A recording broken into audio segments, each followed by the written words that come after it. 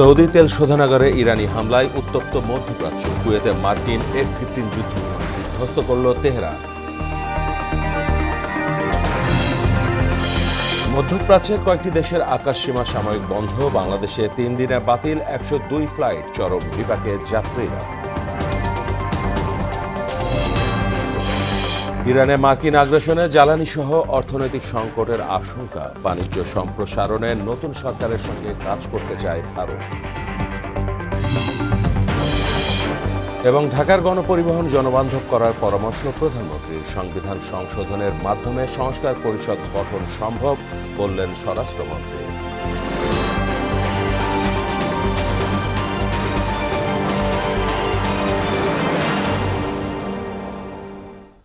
আসসালামু আলাইকুম, স্বাগত মোহনা সংবাদে। এতক্ষণ শুনছিলেন শিরোনাম, পুরো সংবাদে সঙ্গে আছি মাহমুদ হোসেন। ক্রমেই বাড়ছে মধ্যপ্রাচ্যের উত্তেজনা। সৌদির রাষ্ট্রায়ত্ত তেল শোধনাগারে ইরানি হামলার পর পরিস্থিতি আরও জটিল হয়ে উঠেছে। এদিকে কুয়েতের আকাশসীমায় মার্কিন বিমান বাহিনীর F-15 যুদ্ধবিমান বিধ্বস্ত করেছে তেহরান। বিস্তারিত প্রিয়াঙ্কা নিতুর প্রতিবেদনে। সৌদি আরবের আরামকো তেল শোধনাগারে ড্রোন হামলা চালিয়েছে ইরান। এই হামলার পর সৌদি আরামকো রাস তানুরা রিফাইনারি কার্যক্রম বন্ধ করে দেয়। এছাড়া স্থাপনাটিতে আগুনও লেগে যায়, যদিও দ্রুতই আগুন নিয়ন্ত্রণে আনা সম্ভব হয়েছে। এশিয়া, ইউরোপ ও যুক্তরাষ্ট্রে তেল রপ্তানিতে এই শোধনাগারটি খুবই গুরুত্বপূর্ণ। এখানকার যে কোনো সমস্যায় আন্তর্জাতিক বাজারে অপরিশোধিত তেলের দাম বাড়তে পারে। বৈশ্বিক জ্বালানি বাজারে অস্থিরতা তৈরির আশঙ্কাও থাকে। এছাড়া ইরান ইসরায়েল যুক্তরাষ্ট্র যুদ্ধের তৃতীয় দিনে কুয়েতের স্থানীয় সময় সকালে দেশটির আকাশে মার্কিন বিমান বাহিনীর F-15 যুদ্ধ বিমান বিধ্বস্ত করে তেহরান। এতে 2 জন আহত হয়েছেন। এদিকে রোববার মধ্যপ্রাচ্যের উপসাগরীয় অঞ্চলের সৌদি আরব, সংযুক্ত আরব আমিরাত, বাহরাইন, ওমান, কাতার এবং কুয়েতের পররাষ্ট্রমন্ত্রী পর্যায়ে অনলাইন বৈঠক হয়। এতে চেয়ারম্যান হিসেবে ছিলেন বাহরাইনের পররাষ্ট্রমন্ত্রী ড আব্দুল লতিফ বিন রাশিদ আল জায়ানি। বৈঠকে জিসিসির পররাষ্ট্রমন্ত্রীরা ইরানি হামলার কঠোর নিন্দা জানিয়ে বলেন, সামরিক বেসামরিক সব স্থাপনা এবং সাধারণ মানুষও হামলার লক্ষ্যবস্তু হয়েছে, যা মধ্যপ্রাচ্যের অন্যান্য দেশের সার্বভৌমত্ব, আন্তর্জাতিক আইন এবং ভালো প্রতিবেশী সুলভ নীতির গুরুতর লঙ্ঘন। জিসিসি সনদ এবং যৌথ প্রতিরক্ষা চুক্তি অনুযায়ী কোনো সদস্য রাষ্ট্র হামলার শিকার হলে তা পুরো জিসিসির ওপর হামলা বলে বিবেচনা করা হবে। একটি ঘাঁটির ভিতরে পড়েছে আরেকটি। অন্যদিকে লেবাননে ভয়াবহ বিমান হামলা চালিয়েছে ইসরায়েল। এতে অন্তত 31 জন নিহত ও আরও 149 জন আহত হয়েছেন। হিজবুল্লাহর বিরুদ্ধে আক্রমণাত্মক অভিযান শুরুর ঘোষণা দিয়েছে দেশটি। মধ্যপ্রাচ্যের চলমান এই সংঘাত আঞ্চলিক নিরাপত্তা, জ্বালানি সরবরাহ এবং বৈশ্বিক অর্থনীতির ওপর বড় প্রভাব ফেলতে পারে বলে মনে করছেন বিশ্লেষকরা। প্রিয়াঙ্কা নিতু, মোহনা সংবাদ। ইরানে মার্কিন ইসরায়েলি হামলার জেরে মধ্যপ্রাচ্যের কয়েকটি দেশের আকাশসীমা সাময়িকভাবে বন্ধ রয়েছে। এর প্রভাবে সরাসরি এসে পড়েছে বাংলাদেশে। গেল 3 দিনে 102টি ফ্লাইট বাতিল করেছে বিমানবন্দর কর্তৃপক্ষ। এতে ভোগান্তিতে পড়েছেন যাত্রীরা। যদিও গত 28 ফেব্রুয়ারি বাতিল হওয়া ফ্লাইটের যাত্রীরা সোমবার স্বল্প সংখ্যক যেতে পেরেছেন। বিস্তারিত বিজন কুমারের প্রতিবেদনে। গোপালগঞ্জ থেকে হযরত শাহজালাল আন্তর্জাতিক বিমানবন্দরে আসা এই ব্যক্তির নাম মুরসালিন শেখ। উদ্দেশ্য, কর্মের সন্ধানে পাড়ি জমাবেন সৌদি আরবে।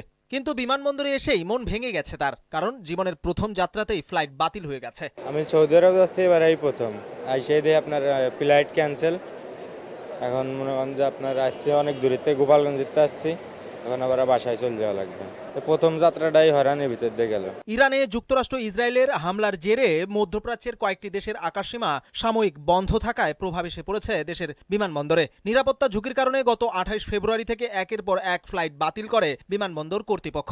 এ কারণে মুরসালিনের মতো অনেকেই পড়েছেন ভোগান্তিতে। যুদ্ধের কারণে হয়তো বন্ধ হয়ে গেছে, তো এজেন্সির কাছে ফোন দিছি, বললো যে অপেক্ষা করেন, আজকে দেখেন কি অবস্থা হয়, কবে ডেট দেয়। এবার আজকেও অপেক্ষায় আছি। এখন শিওর এটা আমরা জানি না যে কবে যাব, এটার কোনো ইয়া নাই। আর এদিকে আমার ছুটির ডেট আছে 2 দিন, তো এখন যদি এই 2 দিনের মধ্যে ডেট না পড়ে, আমার টিকিট ডেটটা নেক্সট, তো আর একটা সমস্যা তো হবে, আমার দেখা যাচ্ছে নেক্সট না যাইতেও পারি আমি। আজকে 2 তারিখ, আজকে যদি না যাওয়া হয় তাহলে তো মনে করেন আমার যাওয়া হবে না। বেসামরিক বিমান চলাচল কর্তৃপক্ষের সূত্র মতে গত 3 দিনে হযরত শাহজালাল বিমানবন্দর থেকে সর্বমোট 102টি ফ্লাইট বাতিল হয়েছে। এর মধ্যে গত 28 ফেব্রুয়ারি 23টি, 1 মার্চ 40টি এবং 2 মার্চ ফ্লাইট বাতিল হয়েছে 39টি। ছুটি তো শেষই, ভিসার মেয়াদও নেই, রিটার্ন টিকিট করা এখন করণীয় কি?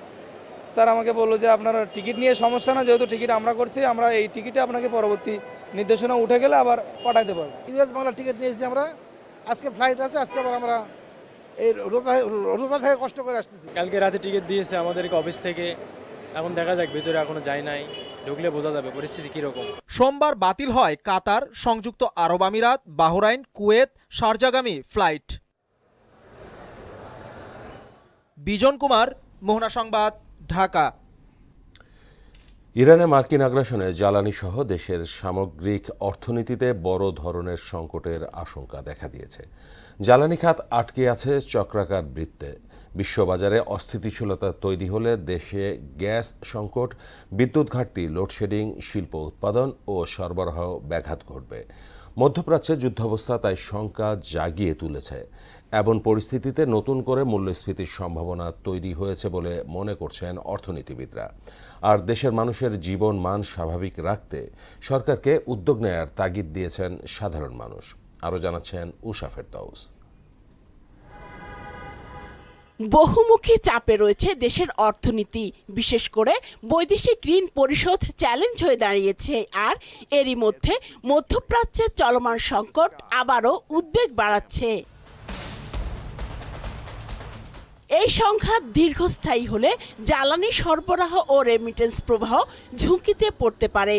রেমিটেন্স কমে গেলে বৈদেশিক মুদ্রা রিজার্ভে চাপ পড়বে, আর সেই চাপ শেষ পর্যন্ত গিয়ে পড়বে জ্বালানি আমদানির ওপর।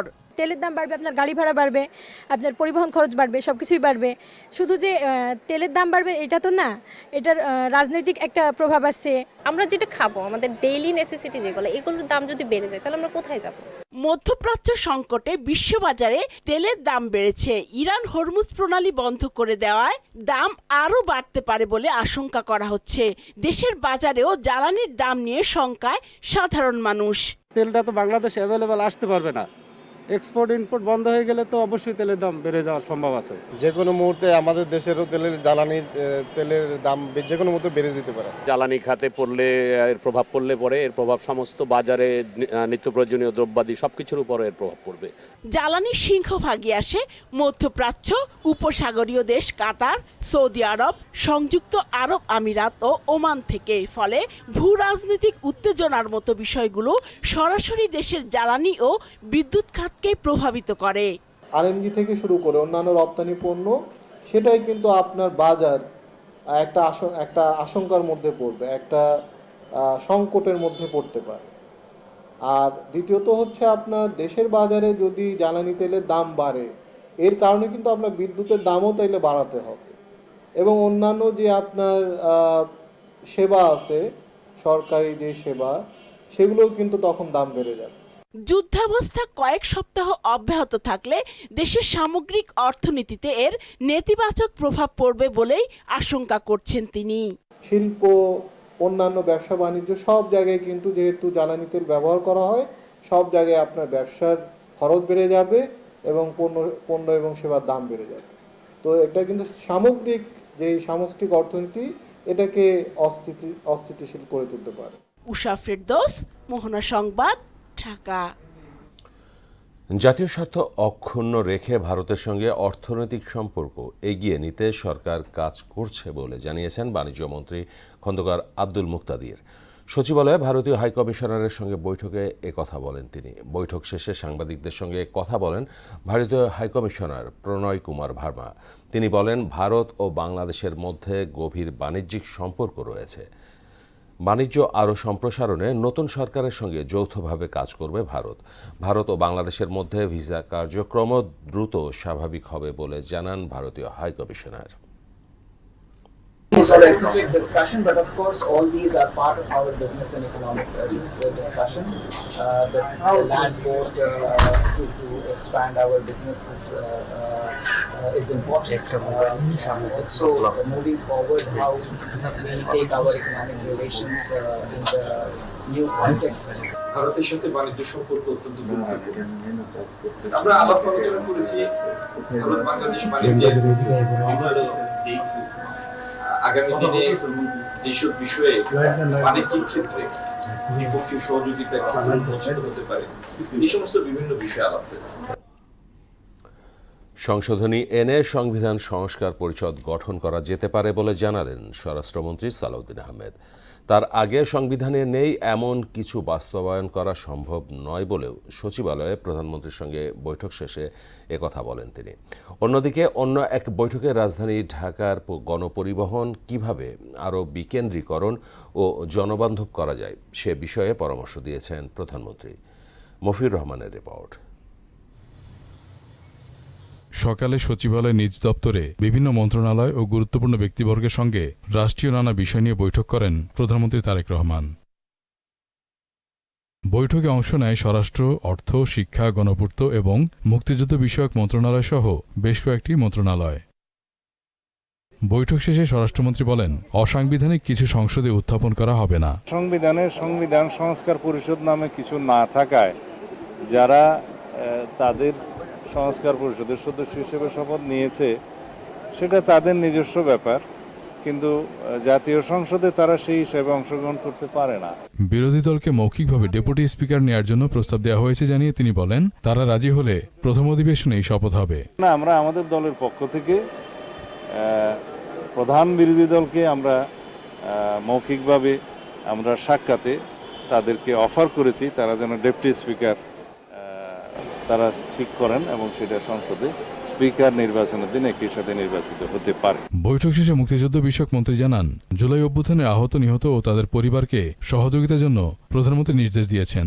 এরই মধ্যে ভুয়া মুক্তিযোদ্ধাদের চিহ্নিত করা হয়েছে জানিয়ে তিনি বলেন, শিগগিরই তাদের বিরুদ্ধে ব্যবস্থা নেওয়া হবে। শহীদ পরিবারকে 30 লক্ষ টাকা সঞ্চয়পত্র দেওয়া হয়েছে, আর যারা জীবিত আছে তাদের মধ্যে ক, খ, গ 3টা শ্রেণীতে মাসিক ভাতা দেওয়া হচ্ছে। জাতীয় মুক্তিযোদ্ধা কাউন্সিল একটা দেশের বিশিষ্ট মুক্তিযোদ্ধাদেরকে নিয়ে গঠিত, এই মুক্তিযোদ্ধাদের তালিকা যাচাই বাছাই করছে। ইতিমধ্যে 300 ভুয়া মুক্তিযোদ্ধাকে তারা বাদ দিয়েছে এবং এটা কনস্ট্যান্ট প্রসেস রয়েছে। শিক্ষা প্রতিমন্ত্রী বলেন, ঢাকা বিশ্ববিদ্যালয়ে ভিসি নিয়োগ যেন সবার কাছে গ্রহণযোগ্য ও মানসম্মত হয় তা নিশ্চিত করতে বলেছেন প্রধানমন্ত্রী। অফিস হ্যান্ডওভার করা হবে টেম্পোরারিলি নেক্সট ইন পজিশনে যিনি আছে, এবং তারপর আমরা পার্মানেন্ট আবার নেক্সট ভিসি আমরা সঠিক যে পদ্ধতিগুলো একদম সঠিক পদ্ধতি সেই পদ্ধতিগুলোর মাধ্যমেই আমরা এগিয়ে যাব। এবং মাননীয় প্রধানমন্ত্রী এটা নিয়ে জানতে চেয়েছেন বেস্ট প্রসিডিওর্স কি, গ্লোবাল বেস্ট প্র্যাকটিসেস কি। এদিকে বেশ কয়েকজন বিশিষ্ট ব্যক্তিবর্গের সঙ্গে সৌজন্য সাক্ষাৎ করেন প্রধানমন্ত্রী। বুয়েটের অধ্যাপক পরিবহন বিশেষজ্ঞ শামসুল হকের সঙ্গে রাজধানীর যোগাযোগ ব্যবস্থা নিয়ে আলোচনা করেন তিনি। আমাদের কনসালটেশনের বেসিসে আগে যেটা পরে ডক্টর শামসুল হক সাংবাদিকদের বলেন, রাজধানী ঢাকার গণপরিবহন কিভাবে আরো বিকেন্দ্রীকরণ ও জনবান্ধব করা যায় সে বিষয়ে নানা পরিকল্পনার কথা জানিয়েছেন সরকার প্রধান। এর মধ্যে থাকবে মনোরেল, আধুনিক বাস ও মহিলাদের জন্য আলাদা বাস সার্ভিস। গণপরিবহনের সর্বোৎকৃষ্ট যে মাধ্যম মেট্রো, এর বাইরেও আরো কিছু করা যায় কিনা, যেটা উনি অলরেডি বলেছেন মনোরেল যেহেতু সাশ্রয়ী মূল্যে খুব দ্রুত বাস্তবায়ন করা যায়। এছাড়া প্রধানমন্ত্রী দ্রুতগতি ট্রেন চালুর বিষয়ে আগ্রহ দেখিয়েছেন বলেও জানান এই পরিবহন বিশেষজ্ঞ। গুরুত্বপূর্ণ গণপরিবহন সম্পর্কিত। মফিউর রহমান, মোহনা সংবাদ, ঢাকা। 24-এর গণ অভ্যুত্থানে মানবতা বিরোধী অপরাধ মামলায় আওয়ামী লীগ নেতা কামরুল ইসলাম ও ওয়ার্কার্স পার্টির সভাপতি রাশেদ খান মেননের বিরুদ্ধে অভিযোগ গঠনের বিষয়ে শুনানি শেষ করেছে প্রসিকিউশন। একই ট্রাইব্যুনালে জেআইসি সেলে গুম নির্যাতনের মামলায় শেখ হাসিনা সহ 13 জনের বিরুদ্ধে সাক্ষ্য গ্রহণ হয়। বৃহস্পতিবার হবে পরবর্তী সাক্ষ্য গ্রহণ। এদিকে ট্রাইব্যুনাল 2-এ জুলাই-আগস্টে লক্ষ্মীপুরে মানবতা বিরোধী অপরাধ মামলায় আওয়ামী লীগ নেতা হুমায়ুন কবির পাটোয়ারির জামিন নামঞ্জুর হয়। অন্যদিকে জুলাই সনদ বাস্তবায়ন আদেশ স্থগিত চেয়ে করা রিটের আদেশ আগামীকাল ধার্য করেছেন হাইকোর্ট। জুলাই সনদ বাস্তবায়ন না হলে দেশের জন্য এক আত্মঘাতী সিদ্ধান্ত নেওয়া হবে বলে জানান সুপ্রিম কোর্টের আইনজীবী শিশির মনির।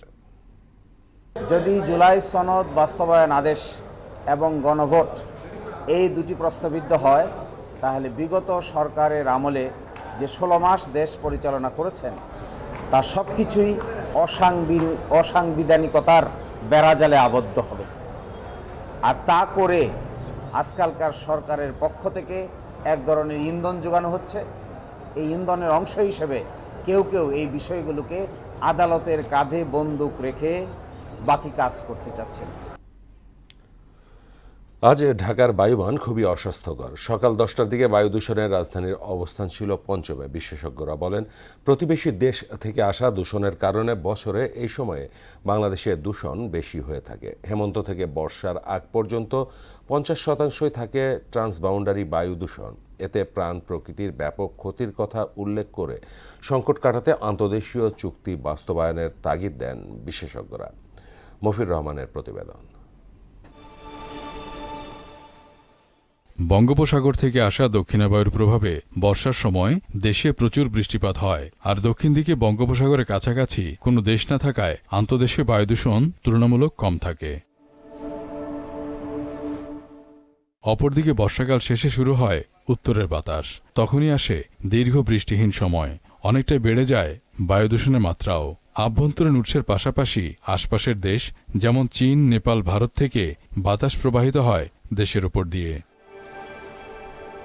এই বাতাসে প্রচুর পরিমাণে ভেসে আসে সেই সকল দেশের দূষণ, যা দেশীয় দূষণের সাথে মিশে বায়ুর মান আরও খারাপ হয়ে যাচ্ছে বলে জানান বিশেষজ্ঞরা। আমাদের প্রতিবেশী দেশ ভারত, অল্প দূরত্বে আছে আমাদের নেপাল, তারপরে হচ্ছে চায়না। এই সকল দেশে যখন পলিউশন হয় অতিমাত্রায়, সেটা কিন্তু সেই দেশে বসে থাকে না, সেটা বাতাসের সার্কুলেশনের মাধ্যমে, স্রোতের মাধ্যমে, প্রবাহের মাধ্যমে সেটা বাংলাদেশে আসতে পারে, এটাই স্বাভাবিক। সেন্ট লুইস ইউনিভার্সিটি এবং ওয়াশিংটন ইউনিভার্সিটির যৌথ একটা কাজ করছে এবং আমাদের এখানকার মেজারমেন্টের উপর ভিত্তি করে আমরা ওই গবেষণাটা পাবলিশ করছি। এখানে আমরা কোয়ান্টিটেটিভলি দেখাইতে সমর্থন হয়েছি যে 40 মাইক্রোগ্রাম পার মিটার কিউব দূষণ হলো 80 microgram per metre cube, almost 50% pollution হলো আমাদের ট্রান্সবাউন্ডারি এয়ার পলিউশন থেকে আসে।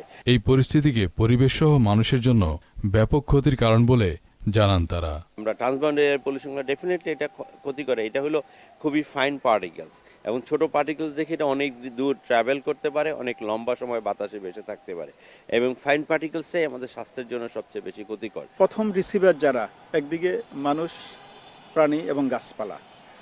গাছপালার উপর আপনি যদি ধরেন পার্টিকুলেট ম্যাটার জমে যায়, উদ্ভিদের যে ফটোসিনথেটিক প্রক্রিয়া, যার মাধ্যমে বাতাস থেকে কার্বন ডাইঅক্সাইড নিয়ে খাদ্য তৈরি করে অক্সিজেন দিয়ে দেয়, সেই প্রক্রিয়াটা ব্যাহত হতে পারে। বাতাস আটকে রাখার কোনো উপায় নেই, তবে দূষণ রোধ করা সম্ভব জানিয়ে পরিবেশবিদরা বলেন, বাংলাদেশের সাথে যে সকল দেশের চুক্তি আছে সেটা বাস্তবায়ন করলে এই দূষণ কমে আসবে। মফির রহমান, মোহনা সংবাদ, ঢাকা। আসন্ন ঈদ উল ফিতর সামনে রেখে জমে উঠতে শুরু করেছে রাজধানীর ঈদ বাজার। রমজান শুরু হওয়ার পর থেকেই ক্রেতাদের উপস্থিতি চোখে পড়ার মতো। নিত্য নতুন ডিজাইনের সব কাপড় পাওয়া যাচ্ছে বিপণী বিতান, মার্কেট, ফুটপাত সহ সবখানেই। মার্কেটের নিরাপত্তা নিশ্চিতে সার্বক্ষণিক কাজ করছে আইন শৃঙ্খলা বাহিনী।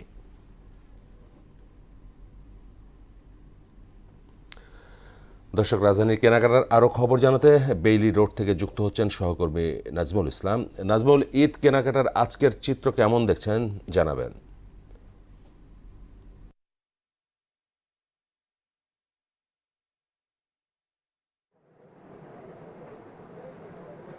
মাহমুদ, এই মুহূর্তে আমি রয়েছি রাজধানীর বেইলি রোডে। আপনি জানেন আজকে পবিত্র মাহে রমজানের 12তম দিন, আর মাত্র কদিন বাকি, তারপরেই কিন্তু মুসলমানদের সবচেয়ে বড় যে ধর্মীয় উৎসব পবিত্র ঈদ উল ফিতর সেটি অনুষ্ঠিত হবে। এবং পবিত্র ঈদ উল ফিতরের যে প্রধান যে অনুষঙ্গ সেটি হচ্ছে ঈদ কেনাকাটা, অর্থাৎ নতুন পোশাক পরে মানুষজন কিন্তু ঈদের নামাজে যাবে। এটি কিন্তু সেই আগে থেকে চলে আসছে। তো সেই ঈদের কেনাকাটা করার জন্য কিন্তু ইতিমধ্যেই ধীরে ধীরে কিন্তু রাজধানীর যে মার্কেটগুলো রয়েছে সেই মার্কেটগুলো কিন্তু জমে উঠতে শুরু করেছে এবং ক্রেতা সমাগম কিন্তু আমরা দেখতে পাচ্ছি। এবং এই যে ঈদ উল ফিতরের যে মার্কেট, এই মার্কেটে কিন্তু নতুন নতুন সব পোশাক কিন্তু দোকানিরা তুলেছেন। ইতিমধ্যেই আমরা যে সব মার্কেটগুলোতে গিয়েছি, সবগুলো মার্কেটে কিন্তু আমরা বাহারি সব ডিজাইনের যে পোশাকগুলো রয়েছে সেই সব বাহারি সব ডিজাইনের পোশাক আমরা দেখেছি। বিশেষ করে নারী এবং শিশু যারা রয়েছে তাদের পোশাকে কিন্তু বৈচিত্র্য আনা হয়েছে এবং এবছর সবচেয়ে বেশি যে পোশাকগুলো বিক্রি হচ্ছে সেটি হচ্ছে নারীদের পোশাকের মধ্যে আমি যদি একটু বলি যে পাকিস্তানি, ফার্সি এই ধরনের পোশাকই কিন্তু বিক্রি হচ্ছে। এছাড়াও কিন্তু জুতোর দোকানগুলোতে আমরা দেখেছি জুতোর যে দোকানগুলো রয়েছে সেই দোকানগুলোতে কিন্তু প্রচুর পরিমাণে আমরা ভিড় দেখেছি। তবে ক্রেতারা যেটা বলছে যে আসলে এখন পর্যন্ত আসলে সেরকম ভাবে যে ঈদের বাজার সেটি কিন্তু জমেনি। আমরা একজন দোকানির সাথে কথা বলতে চাই, আপনার কাছে একটু জানতে চাই, আর কদিন পরেই তো মুসলমানদের সবচেয়ে বড় যে ধর্মীয় উৎসব পবিত্র ঈদ উল ফিতর, তো ঈদ উল ফিতরকে কেন্দ্র করে ইতিমধ্যে আপনাদের বেচা কেনার কি অবস্থা? বেচাকেনি মোটামুটি ভালোই আছে। আজকে আপনার একটু বাইরে আবহাওয়া খারাপ, তো এই কারণে মানুষ একটু কম বাইরে আছে। আবার ফসল হয়ে গেলে মানুষ এসব হবে। আর কাজটা আমাদের সব কোয়ালিটি খুব ভালো, স্কার্ট, টপস, প্লাজো সবই আছে আমাদের এখানে, 3 পিস আছে, মোটামুটি কাস্টমার ভালোই আছে। জি, আপনাকে অসংখ্য ধন্যবাদ। দর্শক, আপনারা শুনছিলেন আমরা কিন্তু একজন দোকানির সাথে কথা বলছিলাম। ইতিমধ্যে যে ঈদের যে মার্কেট সেটি কিন্তু জমতে শুরু করেছে এবং যতই দিন ঘনিয়ে আসবে ঈদের ততই কিন্তু এই মার্কেট আরো ব্যস্ত হয়ে উঠবে। অনেকেই কিন্তু আসলে এই যে ভিড় এড়াতে আগে ভাগে কিন্তু তাদের মার্কেটগুলো সেরে নিচ্ছে। তো রাজধানীর বেইলি রুট থেকে এই ছিল আমার কাছে ঈদ কেনাকাটার সর্বশেষ খবর। মাহমুদ। নাজমুল, আপনাকে ধন্যবাদ। দৃশ্যমান উন্নয়ন কার্যক্রমের অংশ হিসেবে সারা দেশে 1000 কিলোমিটার খাল খনন কর্মসূচি হাতে নিয়েছে সরকার। আগামী 180 দিনের মধ্যে এ কাজের অগ্রগতি দৃশ্যমান হবে বলে জানিয়েছেন পানি সম্পদ মন্ত্রী শহীদউদ্দিন চৌধুরী। দুপুরে গাজীপুরের শ্রীপুরে সাবেক রাষ্ট্রপতি জিয়াউর রহমানের খনন করা চৌকার খাল পরিদর্শন শেষে সাংবাদিকদের একথা জানান তিনি। মন্ত্রী বলেন, প্রভাবশালী মহল বিভিন্ন সময় খাল দখল করে সেখানে মার্কেট বা স্থাপনা নির্মাণ করেছে। জনস্বার্থে খাল খনন ও পুনর্খনন কার্যক্রম বৃহৎ আকারে বাস্তবায়ন করা হবে যাতে সাধারণ মানুষ সরাসরি উপকৃত হয়। দুই পাশে অনেকগুলা ইন্ডাস্ট্রি আছে এবং সাধারণ মানুষের বাড়িঘর আছে, সবকিছু মিলে যেন এখানে পানির প্রবাহ ঠিক থাকে। এই জন্য সাধারণ মানুষ আমরা যেন উপকার পাই, উপকারভোগী হই, সুবিধাটা পাই, সেই জন্য পুনঃখননের জন্য আমরা প্রস্তুতি নিয়েছি, খনন করার জন্য আমরা সিদ্ধান্ত নিয়েছি। ব্যাটারি চালিত অটোরিকশা দৌড়াতে নাকাল জামালপুর শহরবাসী। 3 চাকার বাহনের লাগামহীন দাপটে বেড়েই চলেছে জনদুর্ভোগ। ট্রাফিক আইন না মানায় একদিকে যেমন বাড়ছে যানজট, তেমনি অনিয়ন্ত্রিত গতির কারণে ঘটছে দুর্ঘটনা। সংশ্লিষ্টদের নিষ্ক্রিয়তায় পরিস্থিতি দিন দিন আরও জটিল আকার ধারণ করছে বলে অভিযোগ স্থানীয়দের। মাহমুদুল হাসান রিয়াদের প্রতিবেদন, জানাচ্ছেন তাহসিন তারিন। পরিকল্পনাহীন নগর ব্যবস্থাপনার নগ্নচিত্র এখন জামালপুর শহরের সড়কগুলো। পিসাহারি মোড়, 5 রাস্তার মোড়, জিলা স্কুল মোড়, হাসপাতাল রোড, মেডিকেল ও রেল স্টেশন এলাকা সবখানেই ব্যাটারি চালিত অটোরিকশার দাপট। হঠাৎ ব্রেক, যত্রতত্র মোড় ঘোরানো আর বেপরোয়া গতিতে চলাচলে সড়কে যানজট সৃষ্টি হয়ে তৈরি হচ্ছে বিশৃঙ্খলা। বিশেষ করে সকাল ও বিকেলের ব্যস্ত সময়ে এসব মোড়ে চরম আকার ধারণ করছে যানজট। নগরবাসীর অভিযোগ, অটোরিকশা চালকদের বড় একটি অংশের নেই বৈধ লাইসেন্স কিংবা প্রয়োজনীয় প্রশিক্ষণ। অদক্ষ ড্রাইভারের কারণে কিছুদিন আগে আমাদের কলেজের একটা মেয়ে অ্যাক্সিডেন্টে মারা গেছে। আমি এ পার হইতে ওই পারে যাইতে পারতাছি না, গাড়ির ঝঞ্ঝাটের লেগে। আমাদের স্টেশন বাজারে যানজটের কারণে আমাদের বাজারে অনেক গ্রাহক কমে গেছে, ঠিক মতো গ্রাহক আসে না। লাইসেন্সবিহীন ইজি বাইক যাতে শহরে প্রবেশ করতে না পারে সেই জন্য পৌরসভার 5টি পয়েন্টে চেকপোস্ট নিয়োজিত রয়েছে বলে জানিয়েছেন পৌর নির্বাহী কর্মকর্তা। ইজি বাইক যাতে শহরের মধ্যে চলাচল করতে না পারে সেই জন্য পৌরসভার পক্ষ থেকে আমরা 5টি পয়েন্টে আমাদের লোক দেওয়া আছে, তারা দিন রাতে পরিশ্রম করে যাচ্ছে যাতে ইজি বাইক, লাইসেন্সবিহীন ইজি বাইক যাতে শহরে না ঢুকে। নিরাপদ চলাচল নিশ্চিত করতে জামালপুর শহরে বিপুল সংখ্যক ট্রাফিক পুলিশ নিয়মিত কাজ করছে বলে জানান এই পুলিশ কর্মকর্তা। সকল জায়গায় যেন যত্রতত্র পার্কিং না হয় সেই জন্য আমাদের ট্রাফিকের চেষ্টা অব্যাহত আছে। আমরা এটা নজরদারি করি এবং ভবিষ্যতেও করব। নগরবাসীর দাবি, অবিলম্বে ব্যাটারি চালিত অটোরিকশার নিবন্ধন, নির্দিষ্ট রুট নির্ধারণ এবং কঠোর ট্রাফিক নজরদারি নিশ্চিত করা না হলে আরও ভয়াবহ রূপ নেবে জামালপুর শহরের সড়ক পরিস্থিতি। তাহসিন তারিন, মোহনা সংবাদ।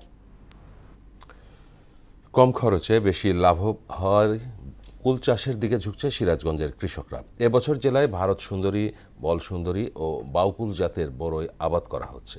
কৃষকরা বলছে ধান সহ অন্যান্য ফসলের চেয়ে লাভ বেশি হয়। তারা বড়ই চাষ করছেন। আর কৃষি বিভাগ বলছে বড়ই চাষে কৃষকদের নানা পরামর্শ দেয়ায় দিন দিন আবাদ বৃদ্ধি পাচ্ছে। সোহেল রানার প্রতিবেদন, জানাচ্ছেন মাহমুদা আক্তার। সিরাজগঞ্জের বাগবাটি ইউনিয়নের কানগাতি এলাকায় বড়ই চাষে ঝুঁকছেন কৃষকরা। জেলার বিভিন্ন বাগানে চাষ হচ্ছে আপেল কুল, ভারত সুন্দরী ও বল সুন্দরী সহ বিভিন্ন জাতের কুল।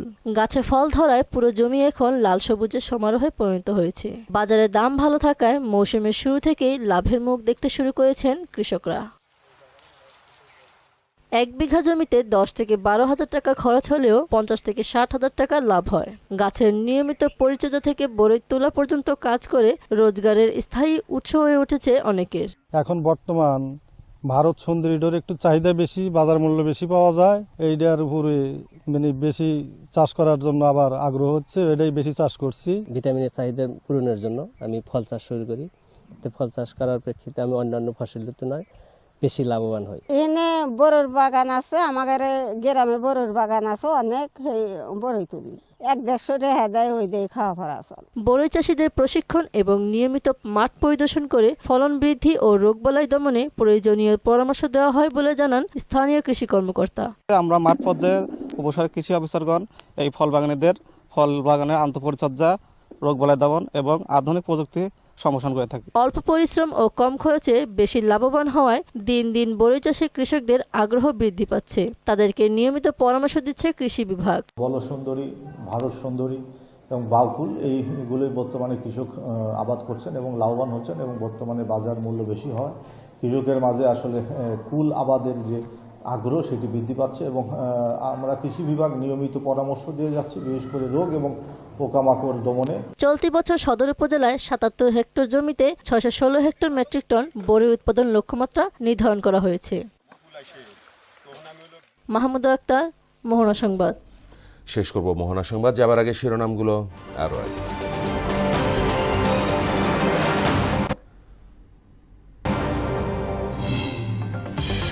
সৌদি তেল শোধনাগারে ইরানি হামলায় উত্তপ্ত মধ্যপ্রাচ্য। কুয়েতে মার্কিন F-15 যুদ্ধবিমান বিধ্বস্ত করল তেহরান।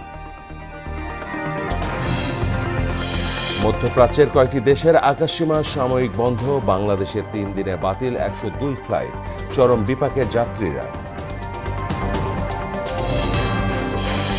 ইরানে মার্কিন আগ্রাসনে জ্বালানি সহ অর্থনৈতিক সংকটের আশঙ্কা। বাণিজ্য সম্প্রসারণে নতুন সরকারের সঙ্গে কাজ করতে চায় ভারত।